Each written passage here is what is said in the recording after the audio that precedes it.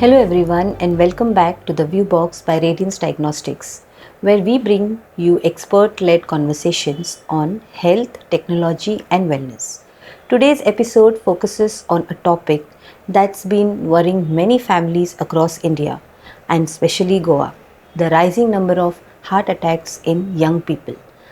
And the big question, has COVID made our hearts more vulnerable? We have with us Dr. Shashank Prabhudesai, MD Medicine and a physician with deep interest in cardiometabolic health, prevention and early detection of heart disease.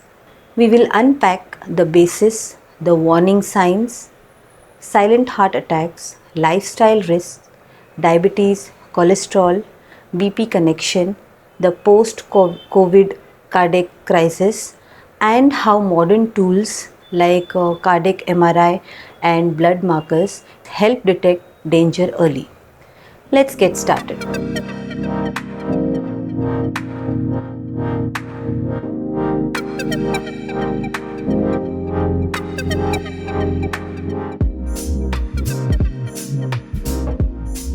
Hello, doctor. Welcome to the Hello, show. thank you for having me here. Doctor, let us start. What exactly is a heart attack? So, heart attack is a condition where blood supply to the heart, a part of the heart, is blocked, and so the heart does not receive any blood oxygen, and therefore there is damage to the muscle of the heart, and this most commonly presents as severe chest pain, as we all know. Why are more young Indians, even in 20s and 30s, getting heart attacks today? So, we are seeing an increasing number of youngsters, and it's become less and less surprising now. The reason for that being many changes in lifestyle, urbanization. So, there's a lot of junk food culture happening. People are eating a lot more of fast foods, high in trans fats, refined sugars. All these, coupled with the fact that there are more uh, in younger generation, we are having more of undetected diabetes, then hypertension. All these factors leads to heart attacks in young. What symptoms should a person immediately recognize as possible heart attack signs? So, if you have chest pain, if you have tightness in the chest, a squeezing like sensation in the chest, all these symptoms are features of a heart attack. There can be pain which radiates down to the left arm, which is the most common site of radiation. It could also radiate to other parts such as the jaw, neck, and even the right arm or both arms together. Are heart attack symptoms different in men versus women? Yes, women present with more atypical symptoms like unexplained fatigue. They can present with sweating, then chest, exertional breathlessness. All these features make it a little difficult to identify as heart attack in these patients. Are heart attack different from cardiac arrest? Yes, a severe heart attack can cause a cardiac arrest. This is the opening statement. So, heart attack is where blood supply to the coronary artery or is the coronary artery is blocked, and therefore blood supply to the heart is stopped. Whereas cardiac arrest is where there is a electrical failure of the heart, and due to which the heart muscle stops functioning.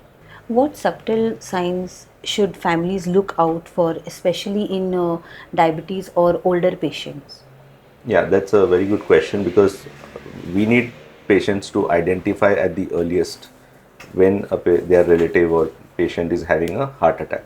So, any beginning of chest pain or any light pain that is happening in the central in chest region, or they could be having an unexplained sweating or unexplained breathlessness or exertional breathlessness. When what we say is when you walk a certain distance and you start getting breathless. All these features are subtle signs of heart attack. Why are silent heart attacks dangerous and often detected late? Well, it's the very fact that silent heart attacks don't present with chest pain, which is the typical feature of a heart attack. So when you don't have chest pain, uh, we don't identify it faster. We don't feel that we have any problem, and there's a delay in coming to the hospital. So that's the reason that there is a delay in treatment and more heart muscle gets damaged due to lack of early treatment. Which group in India or Goa are at higher risk for silent attacks? Mostly the diabetics. These are the most common population which don't present with typical symptoms or a silent heart attacks. This is because they have nerve problems in which the nerve sensation to pain is lost, and others are elderly population where the pain sensation is blunted, and sometimes when some people have a high threshold to pain, so they also don't uh, complain of their symptoms. They think they pass it off as a mild pain. Why do diabetes and high blood sugar directly damage heart arteries? So as you said, high sugar can cause damage to the endothelium, which is the inner lining of the vessel wall. This causes, and normally the vessel wall is a smooth structure, but when there is damage to the inner lining, it the smoothness goes and it becomes more sticky. So this becomes a nidus for cholesterol to attach itself and accumulate, and therefore they can form plaques, which is what we call as the heart blocks. How does high BP increase heart attack risk? So high BP also causes damage to the endothelium, and again there are cracks formed in the vessel wall, and again the same pathophysiology. There is increased stickiness in the vessel wall, and then there's accumulation of cholesterol and plaque buildup. How cholesterol is related to heart attacks? So LDL cholesterol, which is the bad cholesterol, it can enter these cracks in the vessel walls, and it enters and sticks there because of the sticky nature of the vessel walls. And the body sends immune cells to clean up this cholesterol, and therefore they form fatty deposits. An increase in fatty deposits cause the plaques, which they grow up into clots. And once the clots are dislodged, they can cause a heart attack. How dangerous is smoking and alcohol for young people? So smoking and alcohol both in combination are very dangerous for the young people. Smoking and alcohol both can increase the blood pressure, they can accelerate the inflammatory process, and can even make the blood thicker. All these are recipes for increased chances of a heart attack. Are stress and poor sleep genuinely strong triggers of heart attack? Yes, stress and poor sleep both can increase the release of adrenaline and cortisol in the body, and this can raise the heart rate and the blood pressure. And vulnerable plaques in the body can dislodge and lead to a heart attack. So definitely these do contribute to increased chances of heart attacks. What about energy drinks, steroids, gym supplements? Do they increase the risk of heart attacks? Yes, so energy supplements or high caffeinated drinks can increase the risk of a heart attack by increasing the heart rate. And if you combine it with other stressful factors or like other bad factors like smoking, alcohol, all these things can increase and potentiate the effects of a heart attack. Certain pre-workout, like high stimulant pre-workout components that are available in the market, these also can increase the risk of a heart attack. Even anabolic steroids can also cause an increased risk of heart attack. But certain products like protein supplements or creatinine, these are safer and don't generally lead to heart attacks. Why does COVID affect the heart even in mild cases? So COVID has led to a pro-inflammatory state. It has caused it causes myocarditis, and also it has led to increased thickening of the blood. All these factors lead to increased risk of heart attacks as well. What simple tests can detect heart attack risk early? So, if you are asking as how to detect heart attack in a normal person or a screening, what we say, so these can be by various methods. First are by assessing for the risk factors, like we look at those who have blood pressure, or if they have diabetes, cholesterol, go into their lifestyle as whether they are smokers, alcoholics. Strong family history is another positive factor.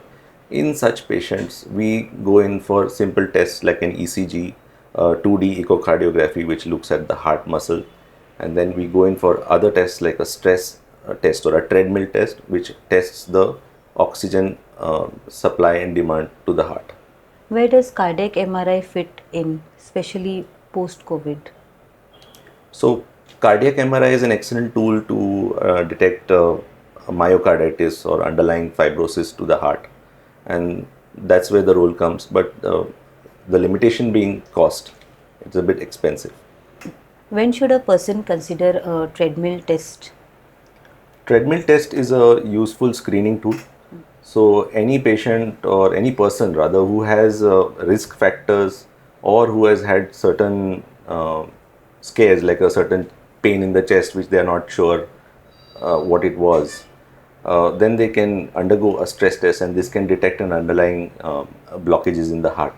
When is the CT coronary angiography useful and does it replace conventional angiography? So CT coronary angiography is a non-invasive test where it is involves injecting a dye in, and then doing a CT scan of the heart, and this directly visualizes the blood vessels of the heart and the calcium deposits in the heart vessels, and there is a score that is given.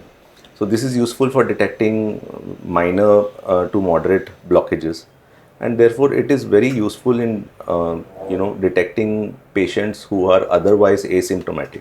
So if you have a patient who is a strong risk factors like long-standing diabetes, long-standing hypertension, family history of heart disease, in such patients sometimes we would go in for this test. It does not replace an angiography because conventional angiography, that is because angiography is an invasive test and it is an interventional test. It is not a screening tool. So when we do an angiography, the blood vessel is seen, visualized directly, the block is visualized, and in the same setting a treatment can be done, that is a stent could be placed and the block can be cleared. If someone collapses or complains of chest pain, what should families do immediately? So they should immediately call for an ambulance or call for help. They should not hesitate and waste any time. If the patient has lost consciousness or is not responding or is cold and clammy, they should initiate CPR at home. And if they are conscious and otherwise responding, they can give them an aspirin if it's available and rush them at the earliest to the nearest hospital. How many minutes does someone truly have during a heart attack? So the first 1 to 2 hours are the critical period or the golden hour, what we say. So that is why it is essential that a heart attack is identified early by the family and they are brought as fast as possible to the hospital so that they can undergo treatment immediately. Why do people in Goa delay going to hospital and how dangerous is that? Well, there's a lot of reasons behind that. One could be where they are unable to identify that this is a heart attack. Secondly, where they are in denial that they feel that this could not happen to me, this is just a muscle pain, and so they don't seek help, but they just ignore their symptoms. Many patients don't want to disturb their family members and they don't tell them anything that is happening. So, multiple reasons, all these reasons could lead to a delay in coming to the hospital. Is angioplasty the only solution for heart attacks? Partly so, because if it depends on the extent of the block. So if you do an angiography and there are the blockages are less than 50% of the vessel diameter, then it can be managed medically, that is just give them treatment or medicines and that should suffice, and along with good lifestyle modifications. But and paradoxically, if there is also extensive damage, a lot of blocks in multiple blood vessels, then an angioplasty also again would not be useful because you would have to use many stents. So in that case, we would do what is known as a bypass procedure. So a vessel is taken from another part of the body and it is connecting the or bypassing the block, and therefore blood supply to the heart is restored. Do stents last lifelong? No, All stents don't last lifelong. They usually have at best 10 to 15 years of a life, but they can go beyond if the patient is very disciplined, lives a healthy lifestyle, takes proper medication, and more importantly, visits his doctor and checks periodically. Are heart attacks hereditary? Like in past, if my parent had a heart attack, that means the children also has a possibility Yes, of. there is a strong correlation between with a family history, and those with a family history of heart attacks should always, in when they hit their 40s, I think they should start screening for heart disease, at least yearly. How much walking or exercise is needed weekly to prevent any heart disease? So the guidelines recommend around 150 to 300 minutes of moderate intensity exercise, such as brisk walking, cycling, and then 75 to 150 minutes of vigorous exercise, that is running, aerobic exercise. And in addition to this, around 2 days of a week, if you can do strength training. How dangerous is belly fat for heart attacks?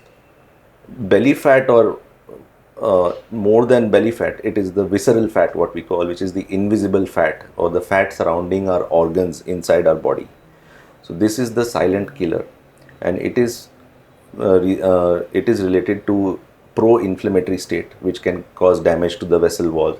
It can also be associated with the fatty liver and also be associated with insulin resistance. All these factors combine and leads to increased chances of heart attack. How often should a healthy Goan adult get heart tests done? Every year, I guess, after the age of 35 to 40, they should undergo some routine screening for heart disease. Can heart attacks happen in people who are fit and go to the gym, and why? Yes. So heart attacks can happen to seemingly fit people because there could be underlying undetected, problems like cholesterol, diabetes, hypertension in these people who they have not checked or never been to a doctor before. Sudden severe stressful exercise could cause a plaque rupture if they had a plaque which was not investigated in the past. A sudden plaque rupture can cause a massive heart attack. So in such patients, such people, heart attacks can happen. What about people who don't have cholesterol and diabetes, but still some people we have seen getting heart attacks? Yes, so such people can get heart attacks, and there are different reasons for them. Certain coronary artery abnormalities can happen, can be there, which are not earlier detected or not investigated in the past. They can have certain what we call as cardiomyopathies, or the problems of the heart muscle. This also can be related to sudden heart attacks or even sudden cardiac arrest.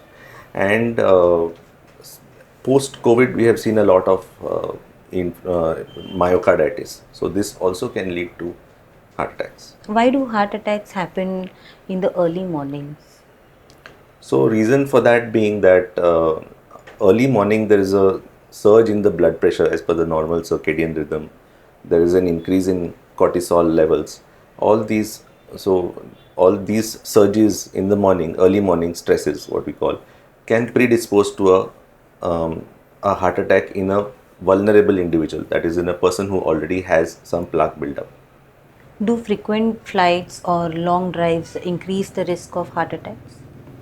They don't directly cause any increase in heart attack risk, but yes, prolonged period of rest, where they don't move around and in limited space, all these factors can contribute to clots in the blood vessels. Why do some heart attacks show a normal ECG initially? So ECG usually shows or reflects damage to the heart muscle. So when a heart attack is happening, that is when the blood supply is being cut off to the heart. The initial phase where you have chest pain, that is the first symptom. So whereas the amount of muscle damage is not that much to be detected on an ECG. Is chest pain always present in heart attack? Most commonly present in heart attack, but in certain individuals like diabetics, elderly, sometimes it does not, pain is not a predominant feature. Even in women, it's not predominant feature. It can present in other ways like breathlessness, sweating, and just other pain, ache, even fatigue can cause, like sudden unexplained fatigue can present in that fashion. Can gas indigestion mimic a heart attack? Yes, that's a good question, because in certain when a certain particular vessel to the of the heart is blocked, it chest pain is usually not the predominant feature, but pain in the stomach or in the upper abdomen is a predominant feature. So the take home point of that is, whenever anyone has a abdominal pain which is sudden onset and of a certain age with risk factors, always consider that it could be a heart attack and screen for it. How does stress from work, travel, nightlife in Goa impact heart attack? I think all this is related to one thing, and that is it all encompasses one thing, and that is a unhealthy lifestyle which we all are living, all of us, because either we are busy with work, we have no time for ourselves, and I'm pretty sure, if you look at your day, you're doing your work, you're doing your you have your home commitments, your work commitments, you have other commitments, but you have no commitment to your body, and there is not a single time in the day that you commit to your body. So I think all these are definitely leading us all towards the path of an unhappy ending. So, doctor, one message you would like to give the Goan youth who think heart attack won't happen to me? Well, I think if you think heart attack won't happen to you, it will happen to you. So the best way to be is, this thing is to be safe rather than sorry. So my advice is, give at least one hour a day to your body and to your fitness. Doctor, one message for families with diabetes, BP, and cholesterol history you would like to give? So I think the message to such people is that you have risk factors, and don't be in denial, and you can always be at risk for a heart attack. And I would suggest, please get yourself checked at least once a year. Dr. Shashank, thank you for this extremely important and eye opening conversation. Heart attacks, especially in young Indians, are no longer rare. And with the added impact of COVID, awareness and early recognition have never been more important. To everyone listening, if you found this helpful, please share it with someone you care about. You're listening to the ViewBox by Radiance Diagnostics. We will see you soon with another expert conversation on health, technology, and wellness. Until then, take care, stay aware, and stay heart healthy. Bye bye.